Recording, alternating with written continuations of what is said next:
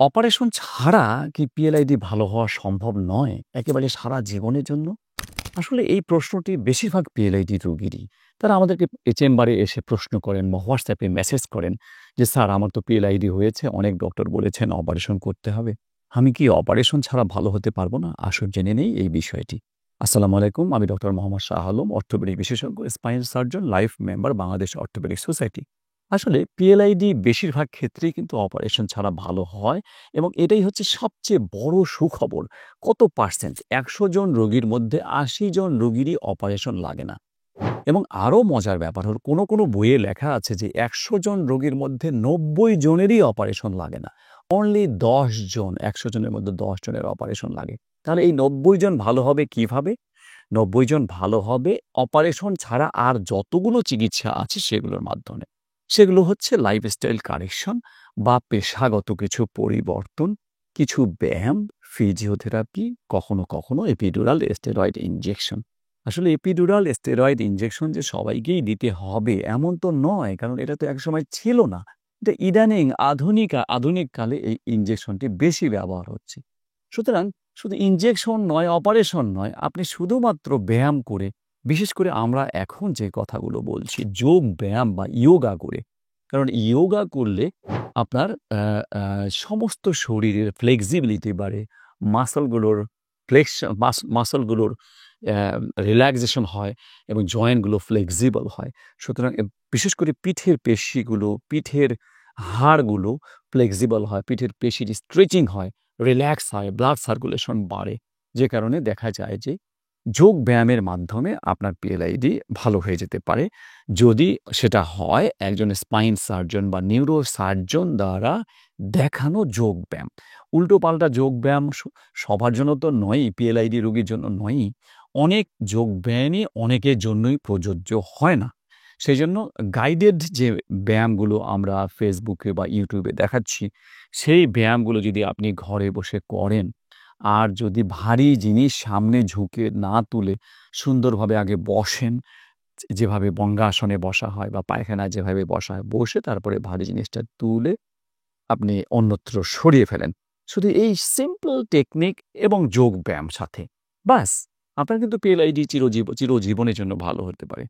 আরেকটা কথা মনে রাখতে হবে যে নামাজ। আমাদের অনেক ডক্টরই আমরা বলি যে চেয়ারে নামাজ পড়বেন। That's fine. আমিও কিন্তু চেয়ারে নামাজ পড়ার কথাই বলি। কিন্তু সেটা কতদিন? এটা কি লাইফ টাইম নাকি নির্দিষ্ট একটা সময়?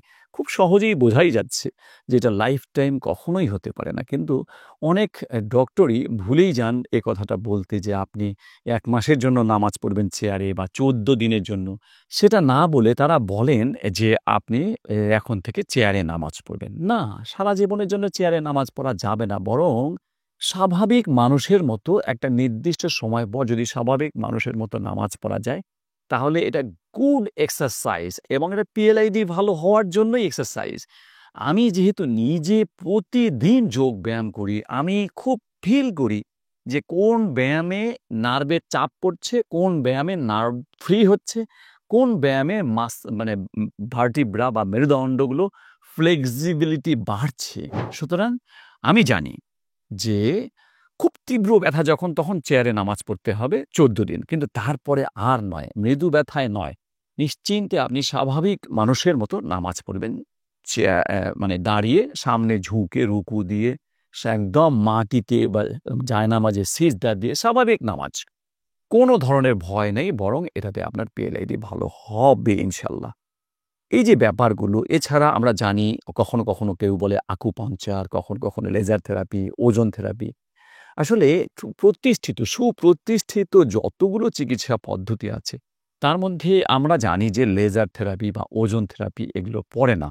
ওজন থেরাপি বা লেজার থেরাপি যেহেতু একদম ডিস্কের ভিতরে দিয়ে দেওয়া হয়, সুতরাং ডিস্কটা কিন্তু নষ্ট হয়ে যায়।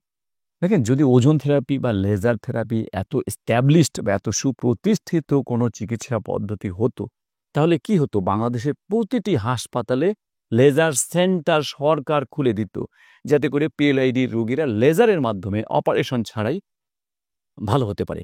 সুতরাং এটাও কিন্তু সুপ্রতিষ্ঠিত কোনো চিকিৎসা পদ্ধতি নয়, বরং সুপ্রতিষ্ঠিত চিকিৎসা পদ্ধতি হচ্ছে অপারেশন তারপরে এসএনআরবি বলে selective nerve root block, epidural steroid injection, physiotherapy এবং অফকোর্স এখন বিকল্প হিসেবে যোগব্যায়াম।